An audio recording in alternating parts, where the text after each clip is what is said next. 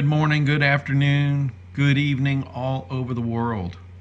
We are going to talk about propaganda. We're going to be talking about half truths. We're going to be talking about stretching the truth. We're going to be talking about outright lies. It's quite interesting. I've been digging around and answering a bunch of questions for people on other websites because it's just horrible the amount of misinformation that's out there. And I thought this would be a good time to kind of combine all of these things together into one video, and I got to try to cram through it quickly, but I will reference everything like I always do. So let's think about the different lies that we've been told and that we've been talking about this whole last year.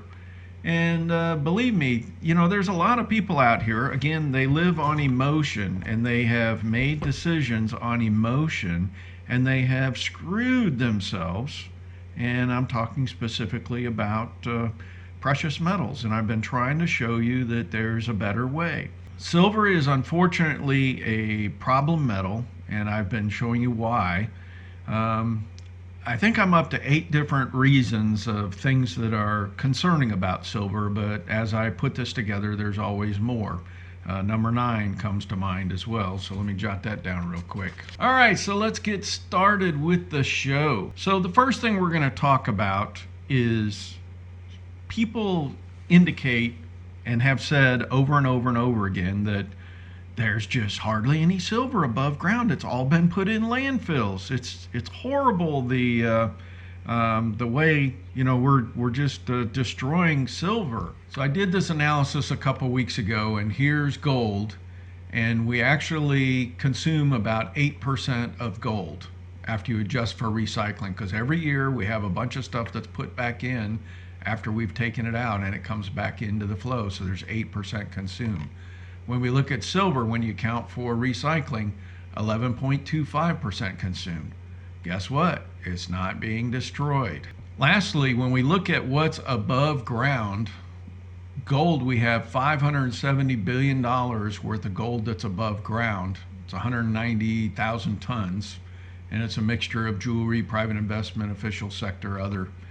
When we go to silver, there's like 2,500 million ounces. When you do the calculation, assuming $18, I got to up the gold one a little bit because the price came up since I last did this, but this is 45 billion. So we have 10 times more gold available than silver, but again, this is the more gold is more valuable, and that's why people are storing it. Silver, again, is primarily industrial. Now another thing is silver abundance. There's so much misinformation out there. They're like saying that there really isn't as much silver as everybody says there is, but this is readily available information on Wikipedia, where they've luckily made this easy for us. They've combined 5 different assessments from 5 different organizations. I put it together in a spreadsheet to make this easy. So these are the same 5 different assessments, and what I did was I averaged them. There's not that much difference between them, but it was just easier to average them. And when you come down to the bottom, this is, it gets more and more rare as you work down. So this is the parts per million in the Earth's crust of silver, platinum, gold, and palladium.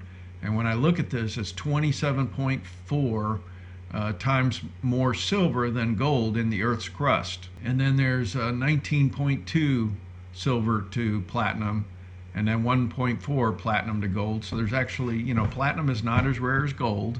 It's closer. And then palladium, it shows the 10.3 to that. So some of the folks talk about that we're mining at a different ratio than the, whatever it is, 85, 86 to 1 gold silver ratio. And this is kind of borne out here. This is talking about how many tons of silver is produced. But the fact is that, here it is, 8.7 to 1. There's a lot of reasons for that. You have labor costs, fuel costs, financing, land cost, equipment, refining, exploration. All these costs come into play. And that's what actually determines the price. And I've shown before what the all-in sustaining cost is for silver miners. And remember, silver mining is a 80+% is a byproduct, which means they're not even mining for silver. It's a bonus when they pull it out of the ground. So you're essentially getting silver at very inexpensive. So you're really kind of left with just the refining costs and sales costs, that kind of thing. The minting costs, I forgot to put that in here if you're an investor for, but remember the vast majority of this is for industrial purposes. I also need to point out they're only going to mine what is required. It wouldn't make sense to bring up 85 times more silver than what anybody wants, because where are you going to put it? Who's going to pay for the storage? That's additional cost businesses don't want to incur. Businesses operate on just in time. There's no fluff anymore in businesses. They don't, even our supply chain for food and everything, we've talked about it. We don't have big warehouses of food, that they're storing up for years. It's there for days max. And so think about why silver is along the same lines. We are just have an abundance of silver. There is no shortage. They can pull out a much lower percentage because that's all that's required. We're not going backwards in silver. And I keep telling you, I call these places right now, and a lot of these guys, they're telling you they don't really want it, and that because they're giving you a really poor price. If they really wanted it, if other people wanted silver, we'd be getting fantastic prices right now. Again, don't feed off of emotion. Test it yourself. Go figure out what's going on yourself. I'm trying to give you real-time data, but a lot of you are just like, you don't want to hear it. Well, that's not my fault. I'm not here to be your friend. I'm here to be your trusted advisor. And it's just because I'm not going to lie to you. And I don't care if people leave, because they're not the ones I want on this channel, because they're minions, they're drones. You can't help people like that. My goal is to help those that really need the help and that want the help. Goodbye if this hurts your feelings or something. This is real data. Now here is another nice Wikipedia where it summarizes silver mining in the United States. And this is very similar across all the world. A huge percentage of silver that's produced is all from being a byproduct. And this goes state by state, and it shows the huge percentage of each one of these. In fact, I don't even think there's any pure silver mines in the country. This is all a byproduct. So if you go through each state, and I'm going to have this, everything's referenced in all of my stuff. By the way, you don't see that any other place. They do not reference these articles, which is a mistake. And I'm going to show you how these errors and lies get repeated over and over because nothing is referenced. Now here's an example of metal mines across the world right now. All of these are represented by a yellow dot. And then when you look at here, these are the silver mines. It's the primary metal, but if you had just a pure silver mine, it would only be just 2 dots. So these are still primarily, alloy type metals being pulled out on here, but there's only like 2 primary silver mines apparently in the whole world, if you think about it. And it's been like that for a long time. And that's why I think your silver has settled out to a very high, silver to gold ratio, because it just is not rare and it's not worth it. Remember, the other thing that happened is it became a non-monetary metal, and that's what actually artificially created this 16 to 1 or 20 to 1, because it took huge amounts of this metal to be put into circulation. And the government was actually subsidizing silver miners to provide it to the government. This was like a big mining industry lobby that created this. So, it just isn't being used in that way anymore, and that's really depressed the price. Will it ever go back, to where we're doing constitutional money? I doubt it, because think about it. 80+% of I should have brought that up, but you can look it up. How many transactions are electronic now? It is a huge percentage. It's like 80-something%. People only carry just a few dollar bills in their pocket. I know I carry maybe a couple $100 around with me just in case, but I rarely ever use that money because everything is a debit card or credit card now. We just don't do it. So, We're on the way to fully digital. We're really close, and it wouldn't be hard for them to just rip the rest of it out. So think about that. Now, the next thing we keep hearing about is silver going extinct. And this was some obscure reference that I found. All these articles were referencing something that the USGS had said. And every one of them just say, several years ago, the USGS said this. But guess what? Nobody referenced this article. And I just thought it was funny. And I do remember reading a technical paper by some and it wasn't USGS or something, but they were trying to portend that all of our resources were being used up and we weren't finding enough to be able to keep up for future. And somebody that's been around, got gray hair like I have, we've been hearing this our whole life, right? They said we're going to run out of oil. Well, we never have. So copper, same thing. It looked like we only had a few years, and guess what? We got more copper in reserves than we ever have. So let's go through some of this. So here's another article that forecast when we'll run out of each metal. So this was back in 2014, and they said we were going to be out of silver by, it looks like 2028 or something, and zinc, like 2025. Antimony, we should be out already. Lead, 2025. It's hilarious, actually, these predictions from Max Kaiser. There's very little left on the planet of silver. U.S. Geological Society said a couple years ago. Everybody referenced this couple years ago thing, but nobody lists this article. Where is it? Steve D'Angelo, future silver supply will be more vulnerable than other metals. And this was January 30th, 2017, and he's using the USGS figures. And I actually commented on this article and I said, sorry, you're full of crap. You didn't read what the thing says. There's a significant amount of disclaimer language in the appendix about countries not reporting information or not even reporting, similarly causing data issues. Let me show you what I found. Okay, everything is referenced, and even this appendix is referenced.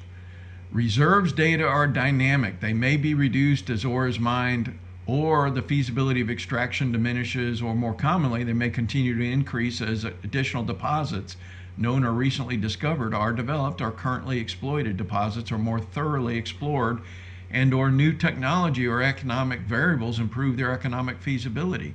So that's kind of what I was talking about the other day. I think it was Leagold or Equinox. They had been mining a particular mine for years, and once they get into that area, they can drill again and determine, that there's actually a heck of a lot more than they thought before. So they end up, the mine end up having 2 to 3 times the reserves they originally thought.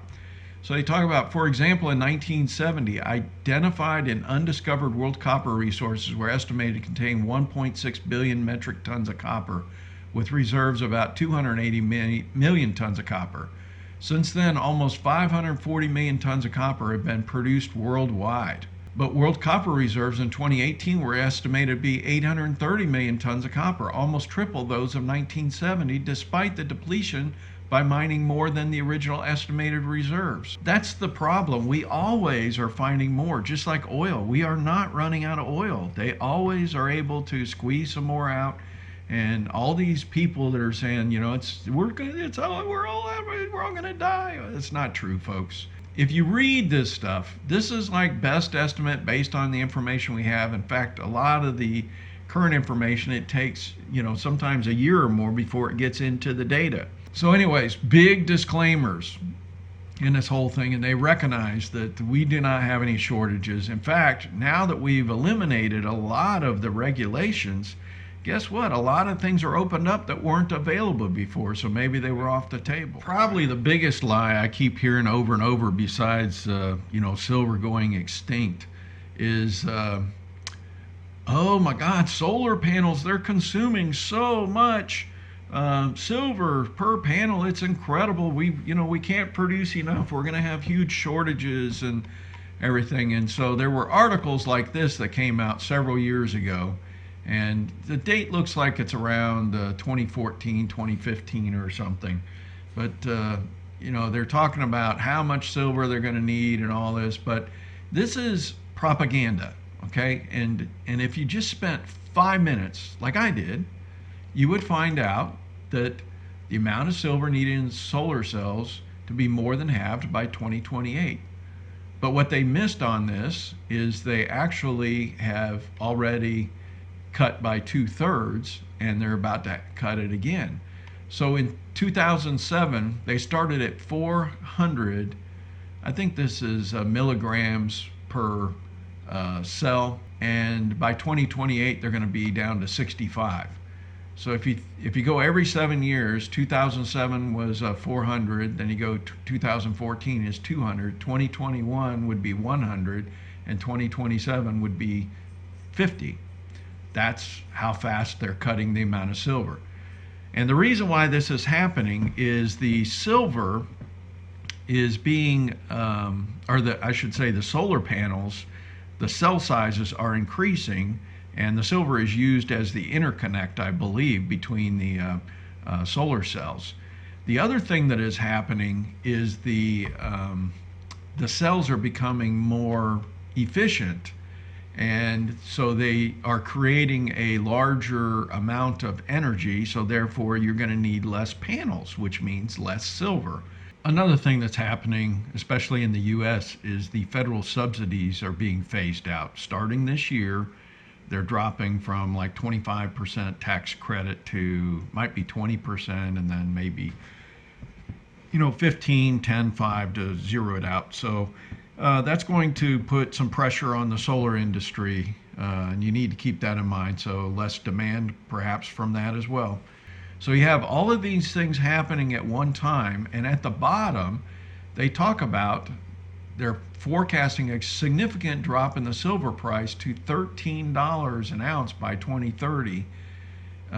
Up to 2021, the price is not expected to change by a great margin. And so one of the things you need to think about is, just like I said, we have a glut of silver. We have no shortages. So the only thing that's going to happen is if there is a serious black swan or something, and remember, that's going to be temporary. Silver will spike up, you got to get rid of it, and then it's going to collapse, and there's going to be people stuck with $50 silver again that are going to be pissed. The people that got stuck last time, they're unloading now. You can see in the comments, people are talking about it. They're getting rid of it because they realize they're probably never going to get paid back again.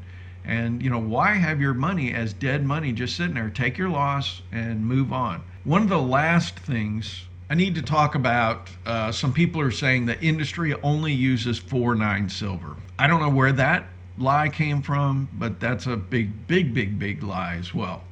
Again, I worked in the technical industry building hybrids, microcircuits, everything. I mean, it was like Star Trek, the equipment we used. It was fantastic. But here is one of the silver industrial metals companies, and they're talking about so like this is only 2.9 silver, this is less than 2.9, this is 1.9 contact grade silver. This is where it's only 3% silver, 7.5, 10%, 20, 28. So some of these are like contacts for relays and such. But they use a wide range of silvers. So they were saying you shouldn't get Eagles because they're only 3.9 silver. You need to get Maples because it's 4.9 because that's what industry uses. Don't listen to this crap. Here's another supplier, Materion, and you can click through this and go look at all of the different like here's electrical contact alloys. So 69% gold, 25% silver, 6% platinum. Here's 30% silver, 38% silver, 72% silver, 40% silver, 25% silver. So they're all over the place on what they use here. All right, this is the thing that all the little silver stacker guys, again, I think it's the 16-year-olds with their pretty channels. Nobody ever shows their face. Nobody ever shows the fact that they've never made a dime and that they're still living in their mama's basement and stuff. But here's the dollar to silver ratio, $1,118 per ounce. But guess what? If you never put it into a monetary circulation or something, it's never going to make this. This is meaningless. So a lot of these, you have to understand the underlying assumptions And silver's collapsed since we took it out of circulation. And what are the chances? I mean, why would we all be carrying gold and silver around anymore, except for having a store of value as insurance? That's the only reason why you should hold it. And you only need a little bit of that for that. The rest of it, you got to get your money working. I mean, good God Almighty, I don't want to carry a pocket full of change. I hate it when I get change. First thing I do is I put it on in a bowl at home, and then I eventually ship it all to my grandkids because they love coins, but I don't want to carry any coins. Are you carrying any coins? I don't know anybody that does. It's a pain in the butt. We're past that point. We've graduated. People even talked about, well, if we go into the SHTF scenario, we're all going to be bartering with silver coins and stuff. I said, well, no, we're actually going to be bartering for goods. If I got a rabbit and you got a hog, we're going to swap. You give me some ribs, I'm going to give you some, rabbit meat. I'll give you some eggs for something else. That's the first level. When we start getting back civilized again, we maybe go back to forms of money, but in the real SHTF, it's just pure barter. And if all you got is coins, what the hell am I going to do with coins? If we're in a total screwed up society, that's not going to be the means for really doing anything. So think about that. I think it's really for preserving wealth. That's it. And you may have some things stuck in the safe, and it may not ever be usable again in your lifetime. So what good is that? So you better be getting your preps and everything else in place.